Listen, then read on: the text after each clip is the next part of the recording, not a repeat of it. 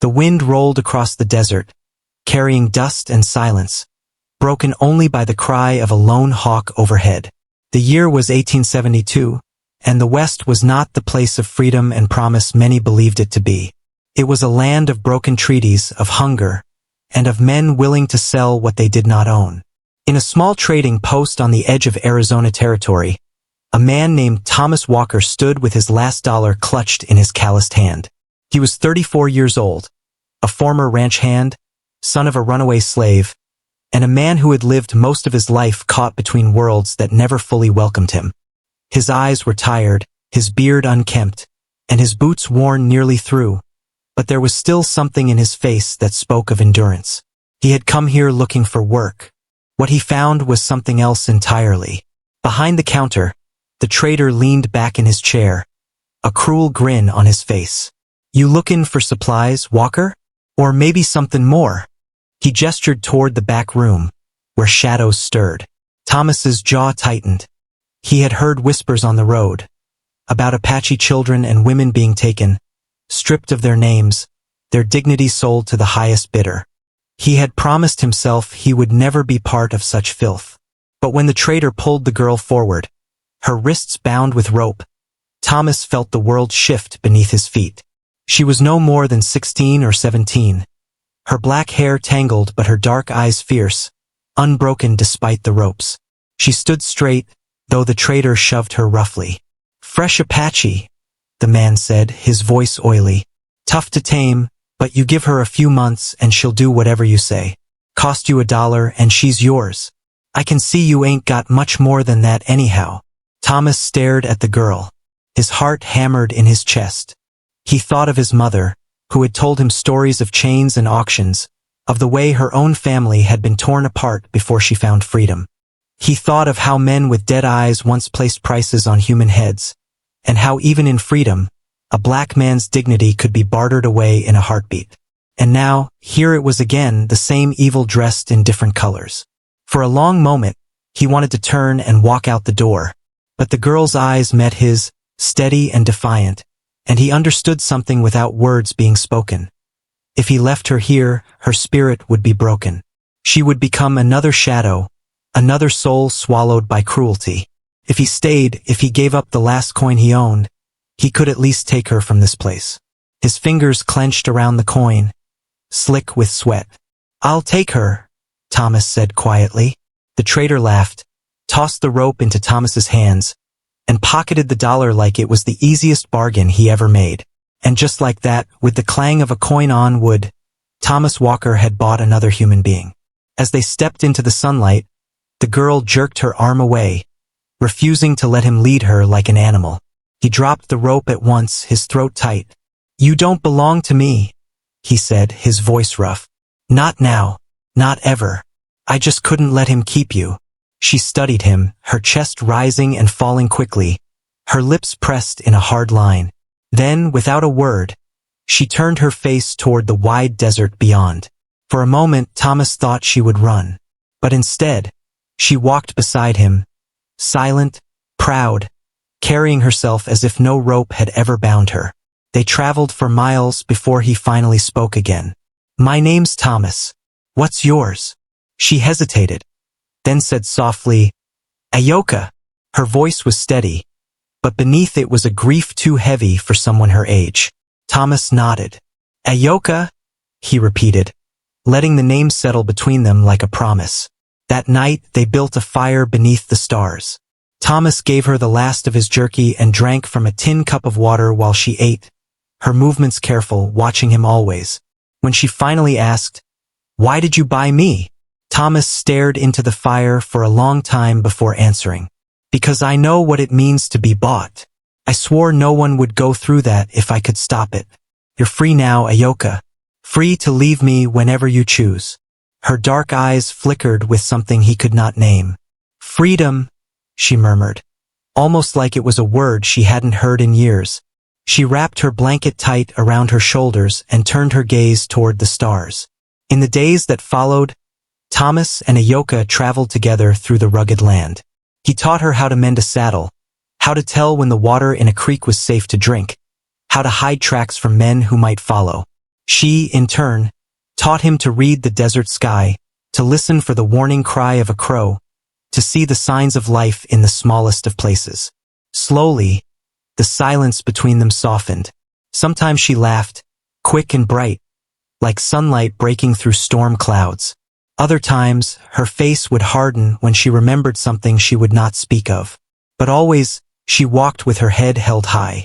One evening, as they rested near the edge of a canyon, Thomas told her of his mother, how she had run north with nothing but courage, how she had taught him that dignity was not something a man gave you, but something you carried in your bones.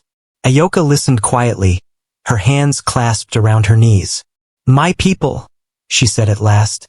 "They taught me the same, but men like that traitor, they take everything. They say freedom is only for themselves. They fear our strength, so they chain it." She lifted her chin, her eyes burning. "But we are not chains. We are rivers. We find ways to keep moving." Her words struck Thomas like a hammer to stone.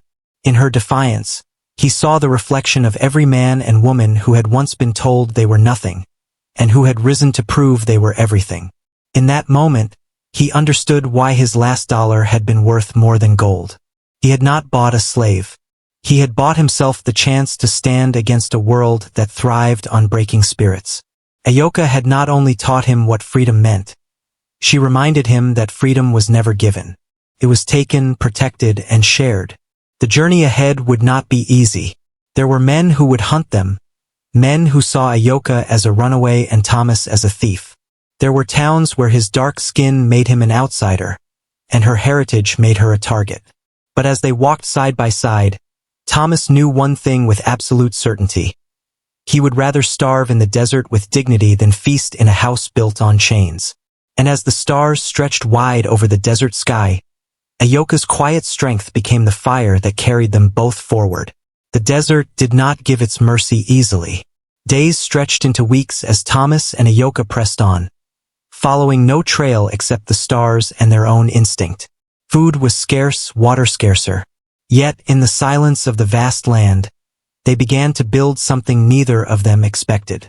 Trust, though fragile, grew like a seed in dry ground, slowly breaking through the hardened earth. One morning, Thomas woke to find Ayoka gone. Panic surged through him as he scrambled to his feet, scanning the horizon. He feared she had finally chosen to leave, to vanish into the wild as was her right. But then he saw her returning, carrying a bundle of prickly pears and roots. She dropped them by the fire, her lips twitching in the faintest smile. "You would starve without me," she said. Thomas chuckled, relief flooding through him. "You may be right about that." It was the first time she had teased him, and the sound of it lingered with him all day.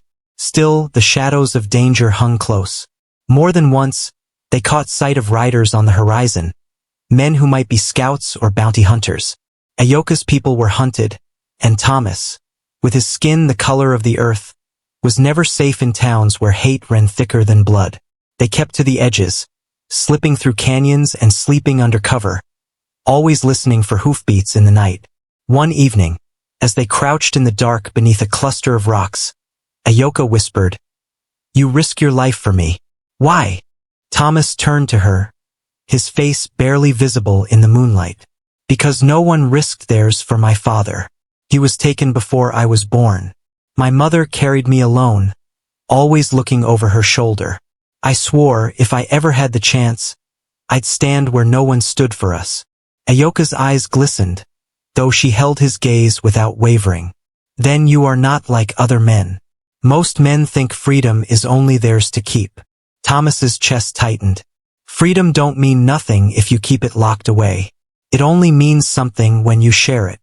That night, they lay side by side, staring at the blanket of stars above. The desert was cold, the fire nothing more than embers, yet neither of them felt the chill.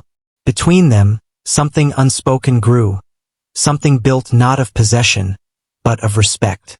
For the first time, Thomas wondered if he had not only saved Ayoka, but if she was saving him too. Days later, they stumbled upon a small settlement tucked along the river. Thomas hesitated at the edge, uneasy. He knew the risks of walking into such places, but they needed food, and his boots were falling apart. Ayoka wrapped her blanket tighter and nodded. We will face them together. The town was little more than a cluster of cabins, a saloon, and a church with a bell tower leaning to one side. As they walked down the dusty street, silence fell. Men leaned on their rifles, women pulled children close. Two strangers, one a black man, the other an Apache girl, were sights this town was not eager to welcome. At the general store, Thomas stepped inside alone, leaving Ayoka outside. He laid the last of his small coins on the counter, asking for flour and dried beans. The shopkeeper, a heavy-set man with a bristling mustache, sneered. Where'd you get that girl out there? Don't tell me she's your wife. Thomas's jaw tightened. She's not yours to ask about. The man spat on the floor. Better be careful, Walker. Folks around here don't take kindly to her kind, or yours. Thomas collected his goods, fighting the urge to swing his fist, and walked out. Outside, Ayoka's back was straight, her gaze unflinching as the townsfolk whispered. She did not flinch when a boy threw a stone at her feet, nor when a woman hissed, "Savage!" Thomas touched her shoulder gently. Let's go. They left the town in silence, the sound of laughter and hate echoing behind them. That night, Ayoka did not eat. She sat by the fire, staring into the flames, her hands clenched in her lap. Finally, she whispered, "They look at me the same way they looked at my mother before the soldiers came, like we are less than human." Thomas felt a knot rise in his throat. They look at me that way too. Hate don't care who it burns. It just keeps burning. Ayoka turned to him, her eyes fierce. Then why do we let them tell us who we are? Her voice trembled with anger, with pain too deep for her years.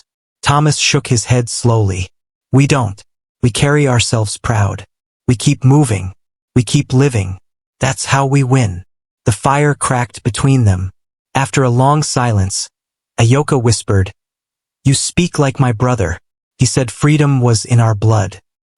He fought until they took him." Her voice broke, just for a moment. Thomas reached out, not to claim, not to comfort in pity, but to let her know she was not alone. She placed her hand in his, steady and strong. For the first time, she allowed herself to grieve, and in that grief she found strength again. The journey carried them into harsher lands. They crossed canyons where the earth split open like old scars, and deserts where the sun burned without mercy. Yet in every hardship they leaned on each other.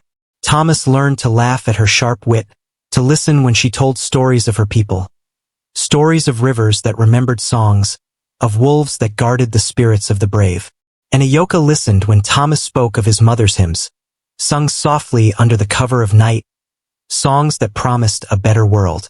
Slowly, the lines between them blurred, and they became less of two lost souls and more of a single force moving forward together.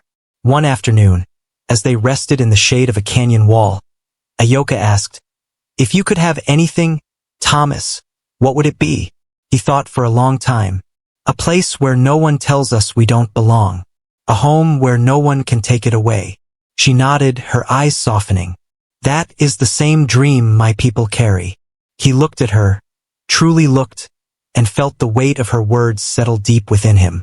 Maybe that was what freedom truly meant. Not just surviving, but finding a place where you could finally lay down your burdens and call it your own. But the world was not ready to let them rest. As they crossed the open plains, dust rose behind them, riders fast and armed. Ayoka's breath caught. Thomas knew without words who they were. Men who believed Apache women were theirs to buy and sell, and who would not forgive a black man for stealing what they thought belonged to them. "Run," Thomas said. They took off across the desert, their hearts pounding, the sound of hoofbeats growing louder. Bullets cracked through the air, splintering rocks around them. They dove into a dry arroyo, scrambling for cover. Pinned down, Thomas raised his old rifle, firing back with steady hands. Ayoka crouched beside him, her eyes sharp, fearless. "We cannot outrun them," she whispered. Thomas nodded grimly. "Then we fight." Side by side, they returned fire, forcing the riders to scatter. The sun blazed above, the ground shook beneath the pounding hooves, and still they held their ground. For every shot Thomas fired, Ayoka's sharp eyes guided him, pointing, warning, steadying his aim. By dusk, the riders withdrew, their shouts fading into the horizon. Breathless, covered in dust, Thomas dropped his rifle. Ayoka turned to him, her face lit by the dying sun. "You fight like a man who has something worth dying for." Thomas looked at her, his chest heavy. "I do." The silence between them was thick, but it was no longer empty. It was filled with everything unspoken. Their shared struggle, their stubborn will, their quiet, growing bond.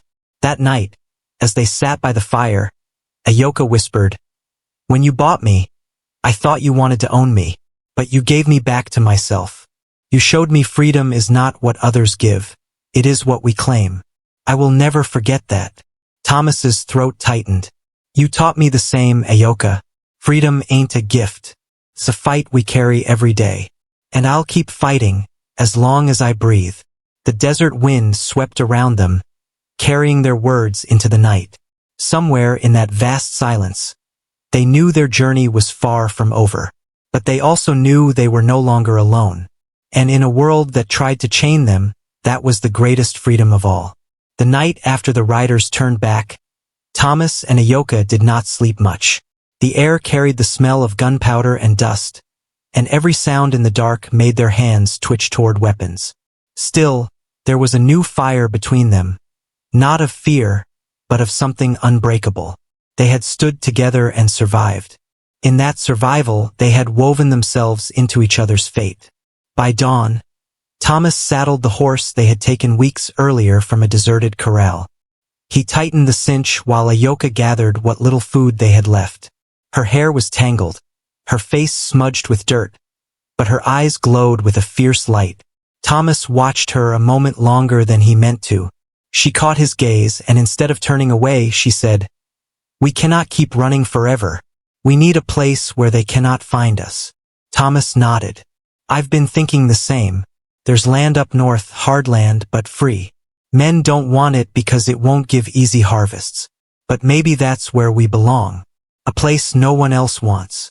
Ayoka tilted her head, considering. "Hard land is still land. My people always said the earth belongs to those who respect it, not those who take it." She touched the ground with her palm, as if sealing a promise. "We will make it ours."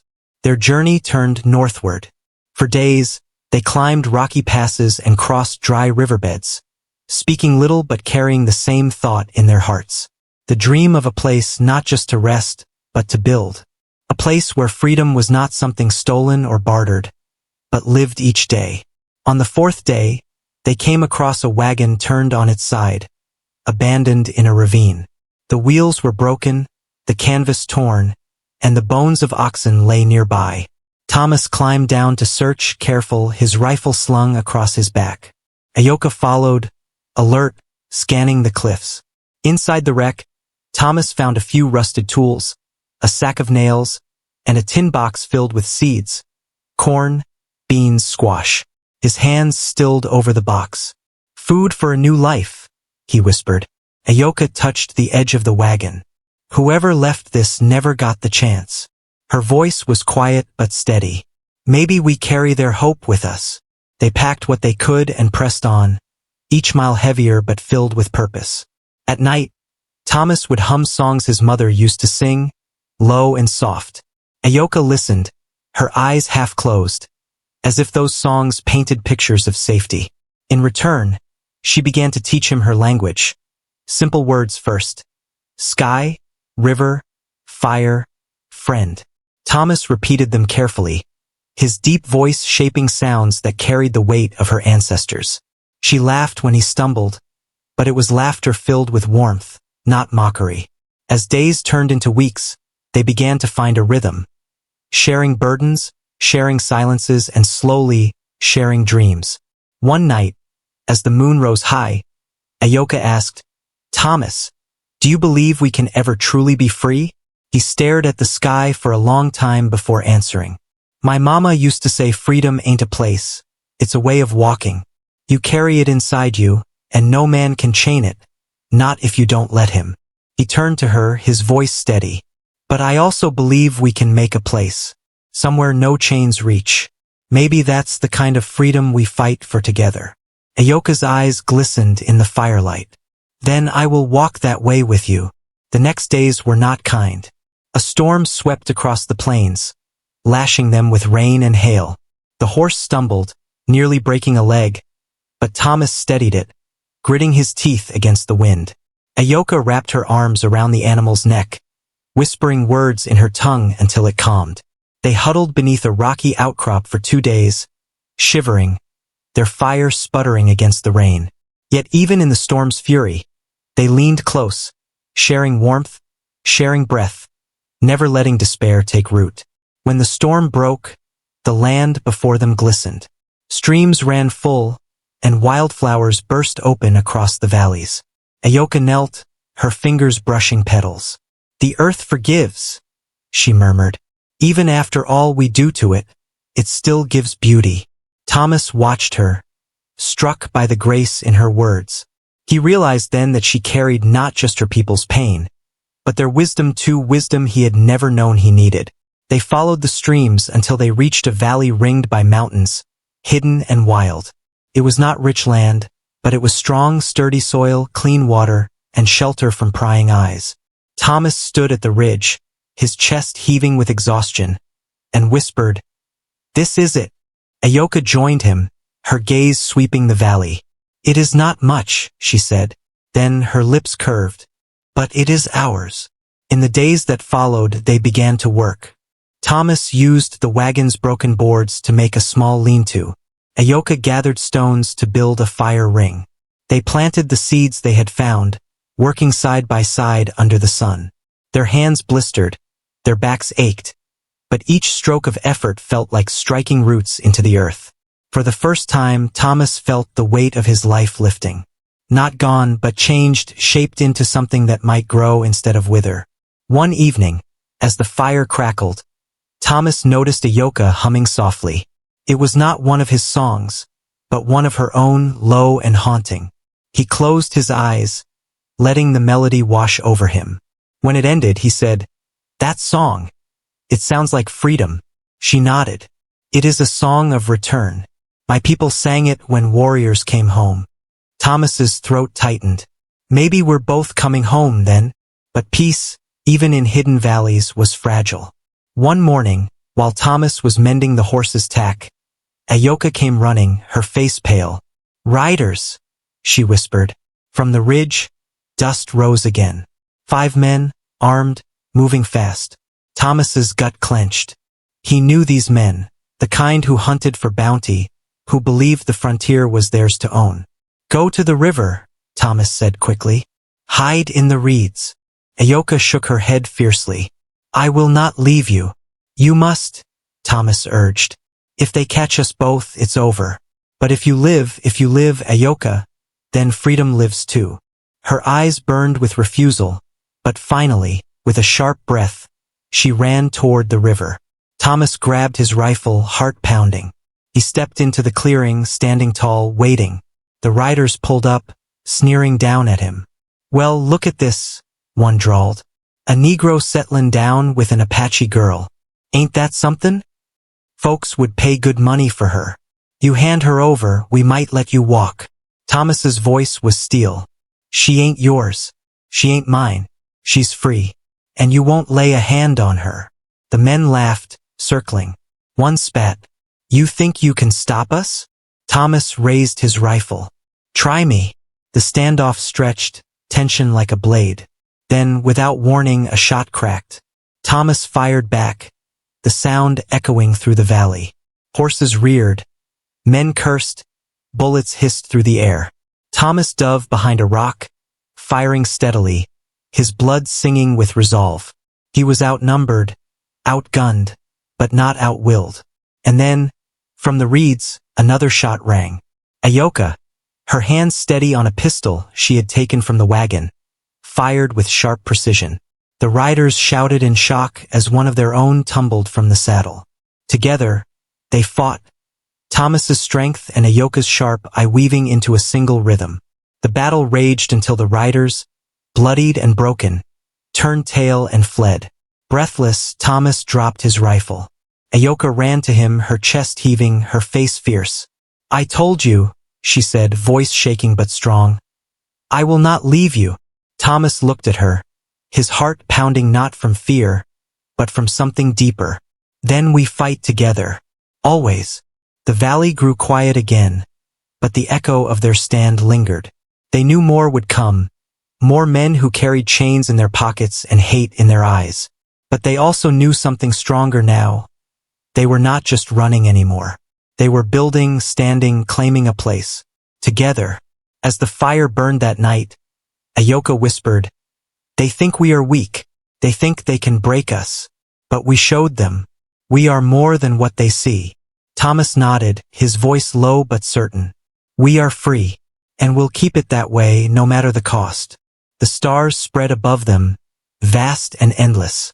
And in their light, two souls scarred by chains found the strength to make freedom not just a dream, but a life.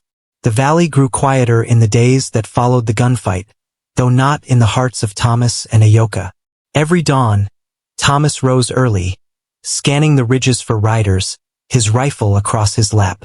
Every evening, Ayoka laid her ear to the ground, listening for the vibrations of hoofbeats.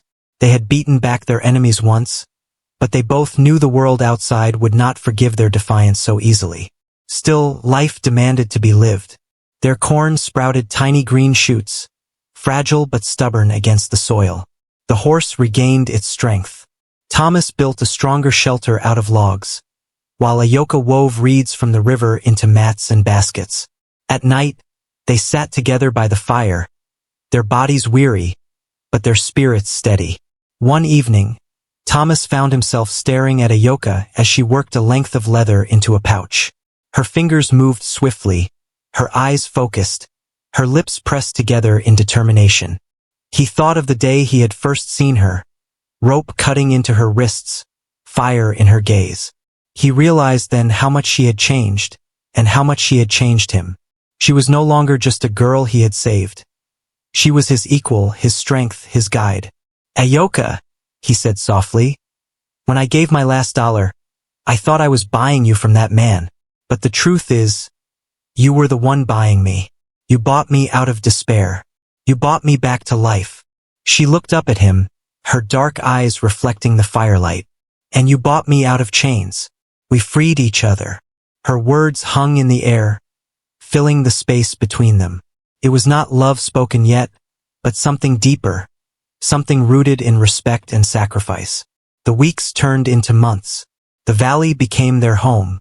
They built a small corral for the horse, patched the roof of their shelter, and watched their crops grow taller. Ayoka taught Thomas how to tan hides with herbs from the canyon, and Thomas showed her how to split logs with steady rhythm. Slowly, the valley ceased to be a hiding place and became a living place. But peace was never meant to last long in the West. One morning, as Thomas was checking the snares he had set along the ridge, he caught sight of smoke on the horizon. His chest tightened. It was too thick, too dark. It was not a campfire, but burning. He hurried back, where Ayoka was tending the young corn. "There's trouble," he said quickly. "Smoke east of here. Could be soldiers. Could be worse." Ayoka's face hardened. "If it is soldiers, they are looking for my people. They will burn everything they find." Thomas nodded grimly. "We'll be ready."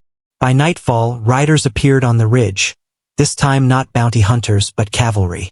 Their uniforms gleamed faintly in the moonlight, and the sound of clinking metal carried down the slope. Thomas and Ayoka crouched low, hidden among the brush. The officer in front raised his hand, halting the men. "We'll sweep the valley at first light," he called. "Reports say an Apache girl escaped this way. If she's here, we'll take her back. And anyone harboring her will hang." Thomas's blood went cold. He felt Ayoka's hand grip his tightly, her nails digging into his skin. Her face was pale, but her eyes were sharp, unyielding. When the soldiers rode off to set camp, Thomas turned to her. "We can run tonight, slip through the mountains." But Ayoka shook her head. "No. If we run, they will hunt us forever. If they find us here, They will kill you and take me. This valley is ours, Thomas. If we leave, we give it to them. Her voice was steady, but Thomas saw the fear beneath it. He cupped her face gently, his rough thumb brushing her cheek. Then we fight, but we fight smart. Through the night, they worked in silence. Thomas dug shallow trenches near the crops, filling them with water to slow the cavalry's horses. Ayoka set snares along the ridge, weaving branches to disguise them. They moved like shadows, their breath quick, their movements swift. By dawn, the valley was a quiet battlefield, ready to be defended. The soldiers came at sunrise. 15 men rode down, rifles ready, eyes scanning the land. The officer shouted, "Show yourself, girl. Make it easy, and we won't burn your valley." Ayoka stepped forward before Thomas could stop her. Her small frame stood tall, her chin lifted high. "This land is mine," she called out, her voice clear and sharp. "You have no right here." The officer laughed harshly. "You're a savage. You don't own anything. Come quietly." Thomas emerged beside her, rifle in hand. She said, "It's hers. That makes it ours. And you'll have to ride over me to take it." The soldiers muttered among themselves. The officer sneered. "Then so be it." The battle erupted in a storm of gunfire and shouts. Horses reared as they stumbled into trenches. Soldiers cursed as snares snapped at their legs. Thomas fired with calm precision, his aim steady, while Ayoka darted through the rocks, loosing arrows she had carved from saplings. Their traps slowed the cavalry, forcing them to fight on foot, where the land favored Thomas and Ayoka. The officer, furious, charged forward with a pistol raised. Thomas met him head-on, their bodies colliding in the dust. They grappled, fists flying, until Thomas wrestled the weapon away. He could have pulled the trigger. He could have ended it. But instead, he threw the man down, his voice thundering. "Leave this valley. Tell your men we don't bow. Not to chains, not to bullets." The officer, bloodied and humiliated, scrambled back. "Fall back," he shouted. The soldiers, battered and weary, retreated up the ridge, their defeat echoing in the silence they left behind. Thomas stood, chest heaving, sweat and dust streaking his face. Ayoka ran to him, her breath ragged, her eyes blazing. "We did it," she whispered, almost in disbelief. Thomas pulled her into his arms, holding her tight. "We did more than that," he said. "We told them this land ain't theirs to take." That night, they sat together by the fire, the flames warm against the cool air. The valley was scarred, but it still stood. Their crops still grew. Their home still sheltered them. And in their hearts, something new had taken root. Not just survival, not just defiance, but love. Thomas looked at Ayoka, her face lit by firelight, her hair falling loose around her shoulders. "When I first met you," he said quietly, "I thought I was saving you, but you've saved me every day since. You showed me what freedom means. Not just running from chains, but standing tall in spite of them." Ayoka's eyes softened. She placed her hand over his heart. "And you showed me it is not enough to dream of freedom. We must build it, even when the world tries to tear it down." They sat in silence, their hands entwined, as the fire crackled and the stars spread wide above them. And though the world outside still burned with hate, in that valley, for that moment freedom was real. The next morning, as the sun painted the hills in gold, Samuel rose from his bedroll with a mind full of questions. He glanced toward the fire where Ayanna sat sharpening a small blade, her face calm, almost unreadable. For a moment he simply watched her, trying to understand how someone who had lived through so much could still move with such grace. He thought about how she had stood her ground against him, how she refused to be broken even when the world tried to chain her. It humbled him in a way he didn't expect. They rode together in silence for a while, the dusty road stretching before them. Samuel had given her back the coins he had paid, telling her, "I don't own you." At first she hadn't said a word, but now, riding beside him, she asked softly, "Why did you spend your last dollar?" The question struck him. He hadn't thought about it. Maybe it was desperation, maybe it was guilt, Or maybe it was something deeper he couldn't name. He only shrugged, but his voice carried weight when he replied, "Because leaving you there didn't feel like living." That answer stayed between them for many miles, unspoken but heavy with meaning. Samuel realized he was walking a road he never planned to take. He wasn't just helping Ayanna. She was holding up a mirror to his own life. Every word she spoke, every silence she kept, forced him to question who he was and what kind of man he wanted to be. By noon, they reached a small trading post. Ayanna didn't want to go inside, and Samuel understood why.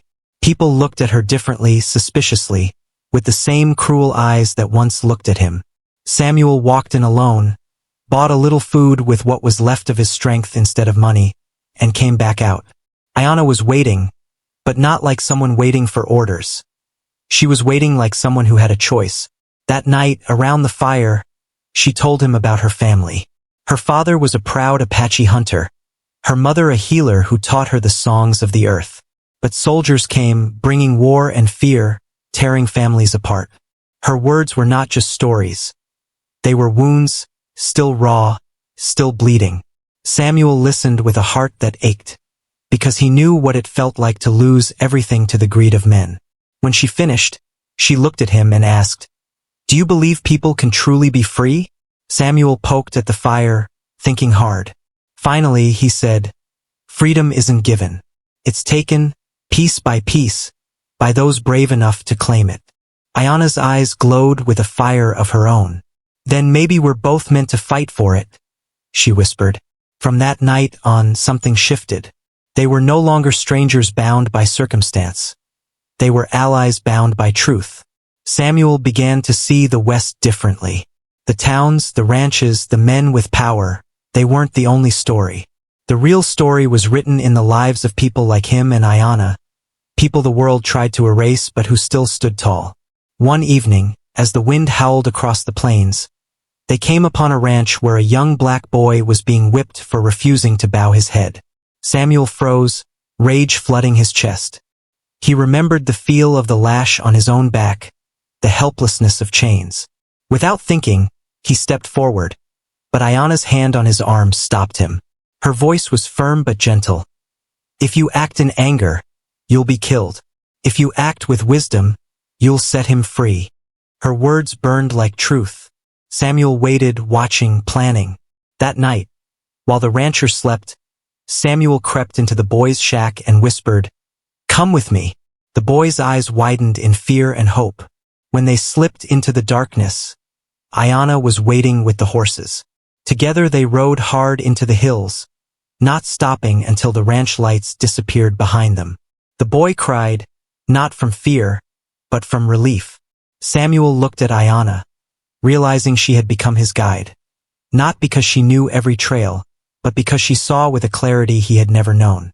She was teaching him what freedom really meant. Not just breaking chains, but helping others break theirs too. The journey grew harder with every mile. They were hunted now, not just by the rancher they had crossed, but by the whisper of their defiance spreading through the land. Samuel knew what awaited them if they were caught. Pain, prison, death. But every time he looked at Ayanna, he found strength he didn't know he had. She carried her scars like medals, proof that the human spirit could not be owned. One night, as they sat under a sky full of stars, Ayanna began to sing in her language. The song was soft, haunting, like the wind itself was listening. Samuel closed his eyes, letting the sound wash over him. For the first time in years, he felt peace. Not because the world was safe, but because for once, he wasn't facing it alone. And in that moment, Samuel understood. He hadn't saved Ayanna. She had saved him. She had given him a purpose greater than survival. She had shown him that freedom was not a gift you waited for. It was a fire you carried, even in the darkest night. The days turned into weeks as Samuel, Ayanna, and the young boy they had rescued rode deeper into the wild country. Each mile put more distance between them and the chains of their past, but it also brought new dangers. Outlaws, bounty hunters, and men with hatred in their hearts roamed the same trails. Samuel could feel the weight of being hunted pressing on his shoulders. Yet every time he looked at Ayanna, walking tall beside her horse or speaking softly to the boy. He knew turning back wasn't an option. The boy's name was Isaiah, barely 13, but already carrying the eyes of someone who had seen too much. He clung close to Ayanna, drawn by her calm spirit. At night, she told him stories of the mountains and the rivers, of the eagle that flew high because it feared nothing. Those stories settled his restless heart, and Samuel realized something. Ayanna wasn't just surviving. She was teaching others how to live with dignity. But not everyone they met along the way welcomed them. One evening, they stopped at a small town to buy supplies. The storekeeper sneered when Ayanna stepped inside, muttering words Samuel had heard his whole life. Words meant to strip a person down to nothing. Samuel's fists clenched, but Ayanna only lifted her chin higher, meeting the man's eyes with a calm strength. She walked out without a word, and Samuel followed, rage burning in his chest. Outside, she said softly, they only win if you let their hatred become yours. Her words cut deeper than any whip. He realized she was stronger than any man in that town because she refused to let them chain her spirit. As they moved on, Samuel noticed something changing in himself. He had always believed that love was a weakness, a luxury men like him couldn't afford. But with Ayanna, it felt different. It wasn't about possession or desire. It was about respect, about the way her courage lifted him higher, about the way her silence taught him lessons no sermon ever had. At night, when she sat by the fire humming her people's songs, Samuel found himself staring, wondering how someone so wounded could still shine so brightly. One night, after Isaiah had fallen asleep, Samuel finally spoke the words that had been locked in his chest. "You've given me more than I deserve," he said, his voice rough. Ayanna looked at him, the firelight dancing in her eyes. "And you've given me something I thought I lost," she replied. "Hope." The silence that followed was thick, but not empty. It was the silence of two souls finding each other in the vast, unforgiving land. But love in the West was never safe. One afternoon, they stopped at a creek to water the horses, unaware that eyes were watching from the trees. When the gunshot rang out, Samuel dove to the ground, pulling Isaiah with him. Ayanna had already drawn her blade, her body tense and ready. Outlaws stepped from the shadows, grinning with the cruelty of men who enjoyed breaking others. "We've heard of you," one sneered. "The runaway, the Indian girl, and the stolen boy. You're worth money." Samuel stood tall, even with his heart pounding. "You'll have to kill me first." The outlaw laughed, cocking his gun. But before he could fire, Ayanna stepped forward, her voice steady. "You'll have to kill us all." Something in her tone, unyielding, fearless, made the men hesitate. They weren't used to prey staring them down like wolves. The standoff ended with blood and fire. Samuel fought with the fury of every lash he'd ever taken, every chain he'd ever worn. Ayanna moved like the wind, striking fast, protecting Isaiah. When it was over, two outlaws lay still, and the rest fled into the hills. Samuel's hands shook, not from fear but from the weight of what they had done. He looked at Ayanna, who stood tall, her blade dripping red, her eyes fierce but unbroken. And in that moment he knew this was the woman who would stand beside him through anything. Later, as they sat by the fire, Samuel whispered, "I thought I was buying your freedom, but the truth is you gave me mine." Ayanna reached for his hand, her fingers warm against his rough skin. "Freedom is not given," she said, echoing the words he once spoke. "It's chosen, and tonight we chose it together." The bond between them deepened after that night. It wasn't just survival anymore. It was love, born not from ease but from fire and struggle. They began to dream of something bigger, not just running, but building a place where no one could touch them. A place where Isaiah could grow without fear, where Ayanna could sing her people's songs without shame, where Samuel could lay down his past and stand as a free man. But dreams in the West always drew enemies. The rancher they had crossed, the traders who had lost their property, the outlaws who wanted revenge. Each one was hunting them. Betrayal was waiting, just around the bend. And Samuel knew that the fight for freedom was only beginning.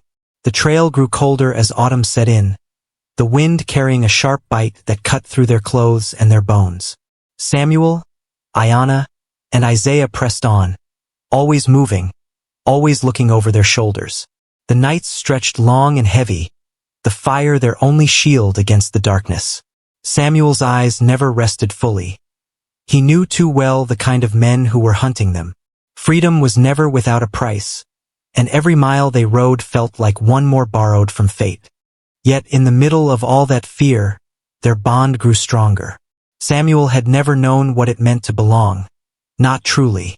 But sitting by the fire with Ayanna's quiet strength beside him and Isaiah's laughter starting to return after years of silence, he felt it, like a small piece of heaven carved out of the wild.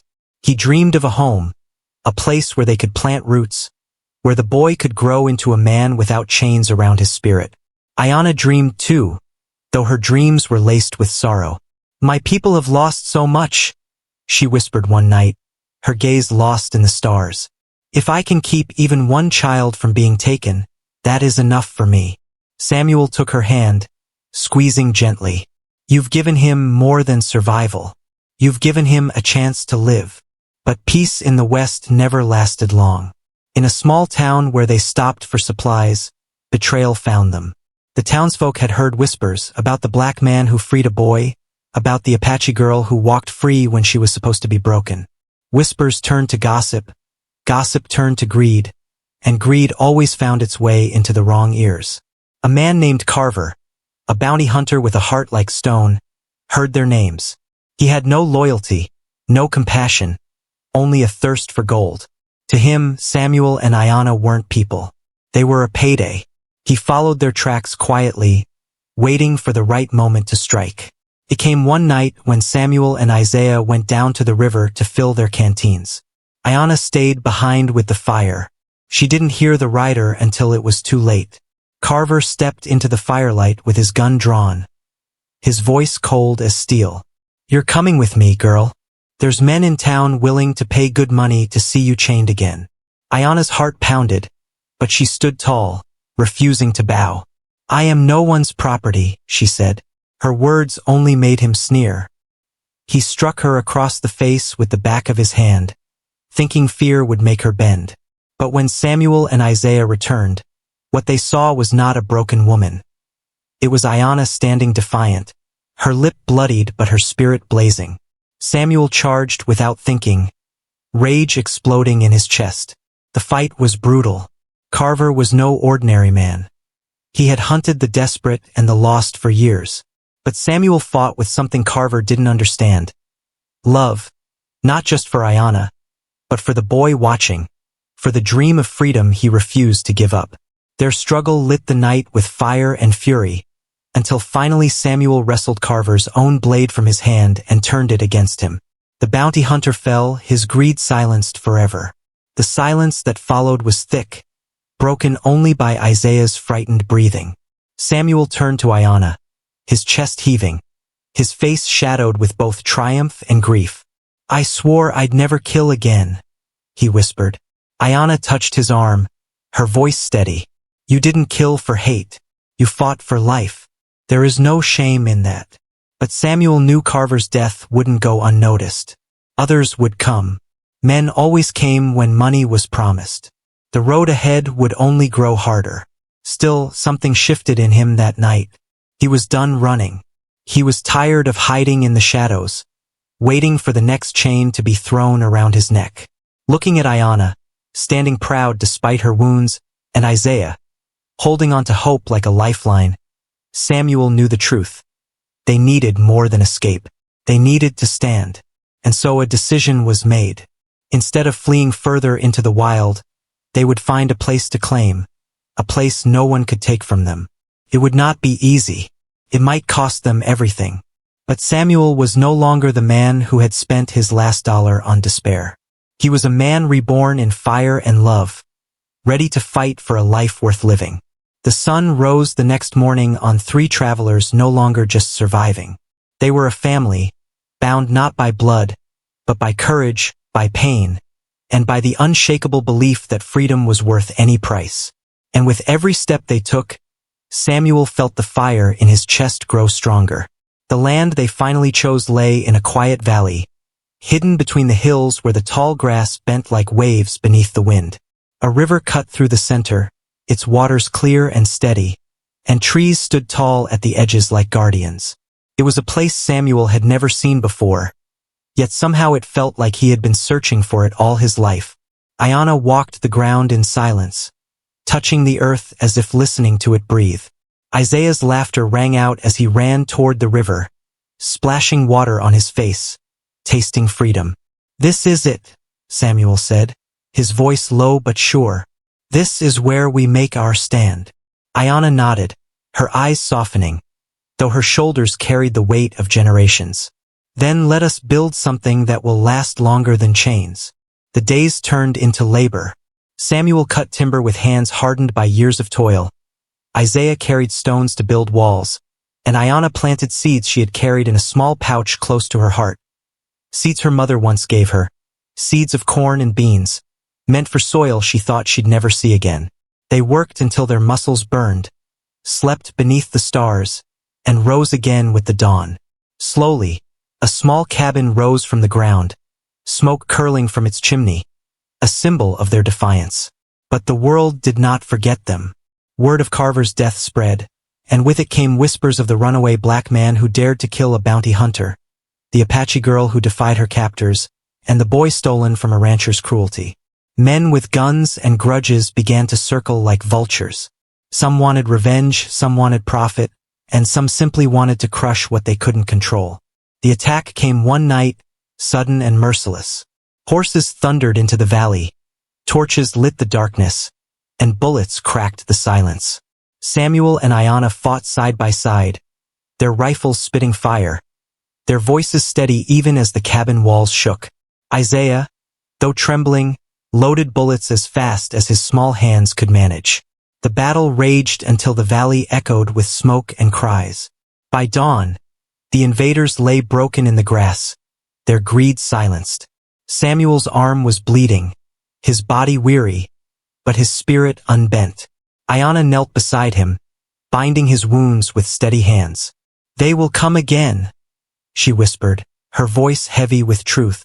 Samuel met her gaze, his jaw set. "Then we'll face them again, every time, until they learn that we are not theirs to take."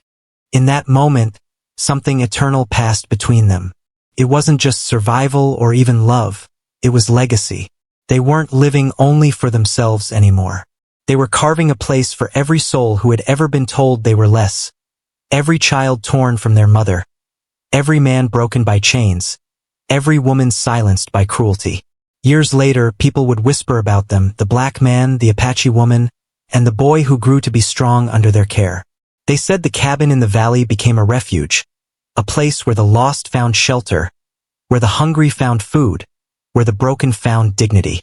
Some called it a home. Others called it a rebellion. But Samuel called it freedom. Not the kind promised by papers and speeches, but the kind born from fire, from blood, from the courage of a woman who refused to bow and a boy who refused to be broken. And when Samuel sat by the river in the evenings, watching the sun dip behind the hills, he often thought back to the night he spent his last dollar, not knowing it would buy him not despair, but hope, not chains but love.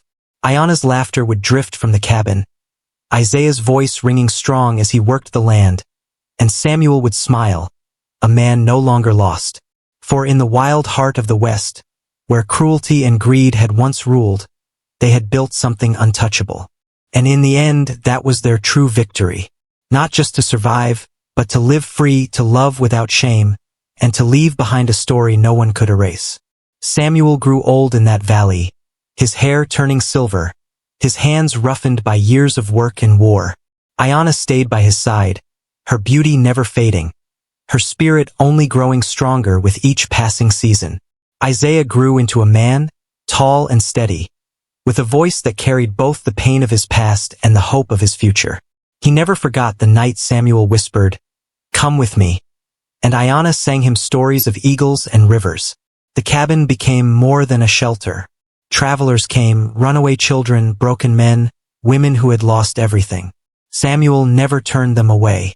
Ayanna fed them, Isaiah taught them to work the land, and Samuel told them that freedom wasn't something to wait for. It was something to fight for, something to claim. Some stayed, building their own cabins in the valley. Others left, carrying the fire with them. But all of them left changed. There were still battles, still nights when gunfire echoed in the hills, still mornings when they buried the ones who didn't survive. But even in grief they held on. Because freedom was never meant to be easy. It was meant to be earned, guarded, and passed on. One evening, as the sun bled red across the horizon, Samuel sat by the river where it had all begun. Ayanna came to him, her steps quiet, her eyes as deep as the earth. She knelt beside him, resting her hand on his. "We built something," she whispered. Samuel smiled, his gaze soft. "No, you built it. I only followed your light." Isaiah's voice echoed from the cabin, calling them home. Samuel looked at Ayanna, at the woman who had once been sold as a thing but had risen as a queen.